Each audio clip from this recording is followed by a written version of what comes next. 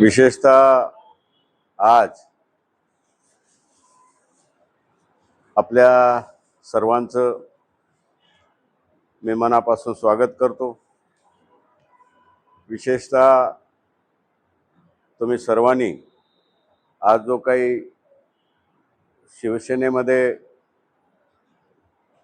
आमच्या सोबत भविष्यात राजकीय आणि सामाजिक दृष्ट्या काम करण्याचा निर्णय घेतलाय, त्याबद्दल तुम्हा सर्वांचं अभिनंदन आणि तुम्हा सर्वांचा आभार।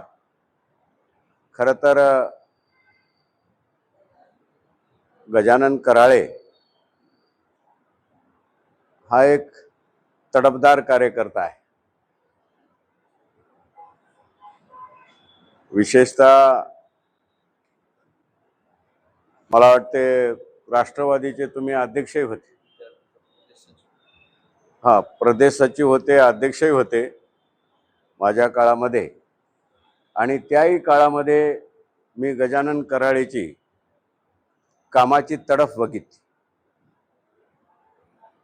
अत्यंत विश्वासू, आत्मविश्वास मोठा असलेला आणि रोज उठून सार्वजनिक बाबतीत धडपड करणारा, धावपळ करणारा, पक्षासाठी मेहनत घेणारा हा असा तडफदार कार्यकर्ता आणि धाडशी सुद्धा या भागामध्ये, या तालुक्यामध्ये अशा एका चांगल्या विचाराची आवश्यकता होती। त्यांनी आता बोलताना सांगितलं की अण्णा, लोह्यामध्ये जो कार्यक्रम झाला त्याच दिवशी आमच्या सगळ्या तू बस की रे त्याच दिवशी आम्हा सगळ्या मंडळींच्या मनामध्ये त्या कार्यक्रमामध्ये शिंदे साहेबांच्या उपस्थितीमध्ये प्रवेश करायची इच्छा होती, पण ते कम्युनिकेशन झालं नसेल, कारण कार्यक्रमाची धावपळ होती। आता मला वाटते लोह्या इथल्या कार्यक्रमामध्ये 2 महिने जवळपास होत आहे, पण 2 महिन्यापासून आम्ही पाहतो आहोत, एक दिवस सुद्धा असा खंड नाही की आपल्या दोन्ही तालुक्यामधून वेगवेगळ्या गावातून, ग्रामीण भागातून, शहरी भागातून नव्या तरुण वर्गाची, तरुण पिढीची आणि ग्रामीण कार्यकर्त्याची वेगवेगळ्या पक्षातून जी काही आवक चालू आहे। मी तर स्वतः, आम्ही आता राजकीय क्षेत्रामध्ये आम्ही जवळपास 30-40 वर्षापासून काम करतो,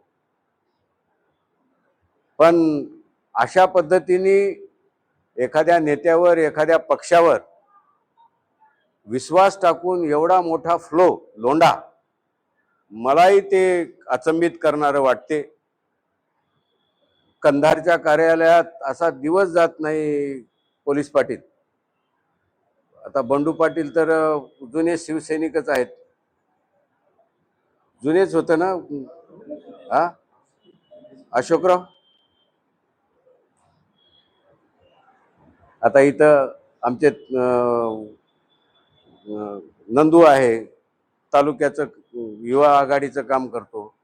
आता हा आमचा सचिन आहे।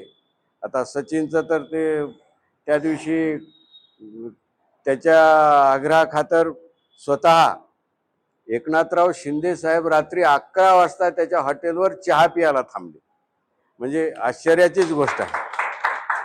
म्हणजे आम्हाला शंका होती की बाबा एवढा मोठा राज्याचा उपमुख्यमंत्री नेता आणि त्यांना चहासाठी एखाद्या टपरीवर कसं थांबवावं, पण ते म्हणले अण्णा, मी मुख्यमंत्री असताना सुद्धा कुण्याही टपरीवर चहा पित होतो, कार्यकर्त्याचा आग्रह असेल, कारण त्यावेळी आम्हाला इथल्या रखडलेल्या आपल्या 52 मंडळातल्या रखडलेल्या पीक विम्याचं सन्माननीय शिंदे साहेबाला निवेदन सगळ्याच्या वतीने द्यायचं होतं, आणि ते निवेदन देण्याच्या हेतूनं जवळपास मला वाटते 400-500 कार्यकर्तेही तिथं तितक्या उशिरा जमले होते, पण ते थांबले। विशेषतः सचिन भाऊचं त्याच्यामुळे आभार, कारण ते निवेदन गेलं आणि लगेच ॲक्शन बी झाली त्याच्यावर, कारण एकनाथराव शिंदे साहेबाला ॲक्शन करणारा नेता म्हणतात। ते मला वाटते तुझ्या तिथून चहा पिऊन गाडीत बसले की त्यांनी फाणाफोणी चालू केली आणि ते जे सरकारकडून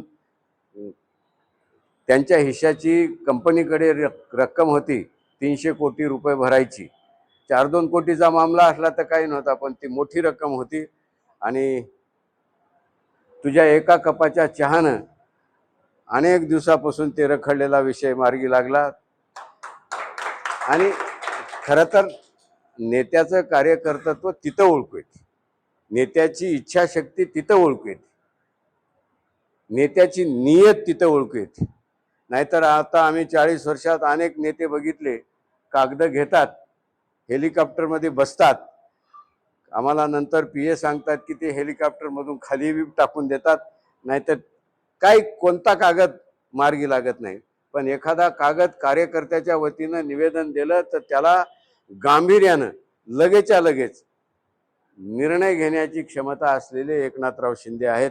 आणि म्हणून हा जो काही फ्लो आहे, हा जो काही ओघ आहे आपल्या क्षेत्रामध्ये, रोज आमच्या तर कंधारच्या ऑफिसमध्ये एकही दिवस सुना नाही, कोणी ना कोणीतरी कुठल्या तरी गावाची टीम येते, जॉईन होतात. आणि ही आपल्या क्षेत्राच्या दृष्टीनं ही चांगली लक्षणं आहेत. मला वाटते शेवटी तरुण हा जो काही एलिमेंट आहे, समाजातला घटक आहे, हा तरुण समाजातला जो घटक असतो तो कुठल्याही परिवर्तनाचा तो कारणीभूत असतो. बाकी सगळे आम्ही निमित्त असतो. पण ज्या दिवशी तरुण वर्ग एखाद्या राजकीय सामाजिक बदलाच्या मागे लागला किंवा त्यांनी मनावर घेतलं, तर आत्तापर्यंतचा इतिहास असा आहे की तिथं बदल झालेला आहे. मला वाटते आपल्या क्षेत्रामध्ये तीच लक्षणं आहेत राजकीय दृष्ट्या. आत्ता गजानन भाऊनी कबूल केलं की आम्ही गाव तिथं शाखा, घर तिथं धनुष्यबाण, आणि तुम्ही सगळ्यांनी मनावर, एवढी मोठी टीम तर काफी आहे, तुम्ही सगळ्यांनी मनावर, मला माहिती आहे तुमच्या सगळ्या कामाचा आवाका मला माहिती आहे, मनावर धरल्यावर काय केलं होतं आपण मागल्या काळामध्ये मलाही इतिहास माहिती आहे. कारण हा सगळा पट्टा कुठून पार कलंबर सर्कल असेल, आपलं सावरगाव सर्कल असेल, माळाकोळी सर्कल असेल, पार पुरच्या पुरं काबीज केलं होतं. त्यावेळी आपण विजयी मिळवला होता. तुम्ही पुढाकार घेतलं तर या सगळ्या गोष्टी अवघड नाहीत. पुढच्या काळात येणाऱ्या जिल्हा परिषदा असतील, पंचायत समित्या असतील, विधानसभा असतील, लोकसभा असतील, निश्चितपणे या पक्षाच्या झेंड्याखाली, शिवसेना पक्षाच्या झेंड्याखाली आणि तुमच्या पुढाकारानं निश्चितमध्ये यश मिळेल याची आम्हाला खात्री आहे. मी आजच्या प्रसंगी जास्त न बोलता तुम्हाला शुभेच्छा देतो आणि मी तुमच्या सोबतही आहे. आजचा तुमचा आमचा तुम्ही कित्येक वर्षापासून बघता, आम्ही कुठल्याही कार्यकर्त्याचा विषय असो त्या विषयाला मनावर घेतो, गांभीर्याने घेतो किंवा ते विषय सोडवण्याच्या दृष्टीनं पुढाकार घेतो. ही इथल्या सगळ्या या क्षेत्रातल्या प्रत्येक कार्यकर्त्याला माहिती आहे. तुमच्या या निमित्तानं बरं झालं, समजा त्या दिवशी जमलं नाही तर आज सगळं शेवटी कसं असते, तुमच्या या येण्यानं, तुमच्या या प्रवेशानं या क्षेत्राला, या विभागाला निश्चित आपल्या पक्षाला बळ मिळेल आणि अपेक्षित पक्षाला जे काही यश आहे, राजकीय यश असेल, बाकी सगळ्या विकासाच्या कामाच्या बाबतीत असतील, ते निश्चित या क्षेत्राला तुमच्या वतीनं फायदा होईल. मी तुमचं सगळ्यांचं मनापासून आभार व्यक्त करतो आणि तुम्हाला मनापासून शुभेच्छाही देतो. कारण पटल्याशिवाय कोणी येत नाही. आता बोलताना सगळे म्हणले की बा, नाहीतर कार्यकर्ते हुडकावं लागेल आता. पण एवढा मोठा फ्लो आणि सगळ्याच आघाड्यातून, सगळ्याच पक्षातून मी या 2 महिन्यात बघतो आहे की आता हे सिलसिला किती दिवस चालेल पता नाही, पण आमचं ऑफिस एकही दिवस खाली नाही. हे सगळं चालवा, मी तुमच्या पाठीशी आहे.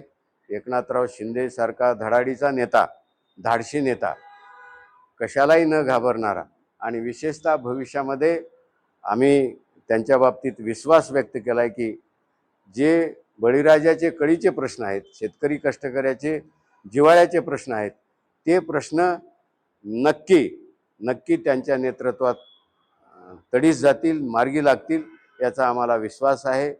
तशी त्यांची इच्छाशक्ती आहे. पण सर्व बाजूनी मी त्याही दिवशी लोह्याच्या सभेत म्हणलं होतं की आम्हाला कळते तुम्हाला ज्या काही तांत्रिक अडचणी सरकारात आहेत, कारण सरकार पातीमध्ये आहे. पण ज्या दिवशी हे महाराष्ट्र संपूर्णपणे शिवसेना आणि एकनाथराव शिंदेच्या पाठीशी उभं राहील, त्या दिवशी मात्र वर्षानुवर्ष लोंबकळलेला बळीराजाचा प्रश्न सुटल्याशिवाय राहणार नाही, तो पूर्णत्वाला गेल्याशिवाय राहणार नाही याची आम्हाला खात्री आहे. आणि म्हणूनच हा सगळा जो लोंढा आहे किंवा जो प्रवेशाचा मोठ्या प्रमाणावर आवक आहे, ती याचंच ते लक्षण आहे असं माझं मत आहे. मी पुन्हा एकदा तुम्हाला मनापासून तुमचं स्वागत करतो या पक्षात, तुम्हाला शुभेच्छा देतो. तुमची काही अडचण असो आम्ही तुमच्या पाठीशी उभे आहोत. आणि आपल्याकडं काही वेळ चिठ्ठी बिट्टी देऊन घ्यायचा नाही, आपलं डायरेक्ट आकोडा टाकून लाईन घ्यायचा आहे. फोन लावला म्हणजे साहेबाला भेटायचं आहे, पण अगदी डायरेक्ट तुमचे काही विषय असले तरी सांगा जा. मला खात्री आहे की निश्चित आजचा दिवस नक्की लोहा तालुक्याच्या दृष्टीनं तरी मला वाटते एक चांगला दिवस आहे. या बाबतीत मला विश्वास वाटतो. पुन्हा एकदा तुला मनापासून शुभेच्छा. आगे बढो.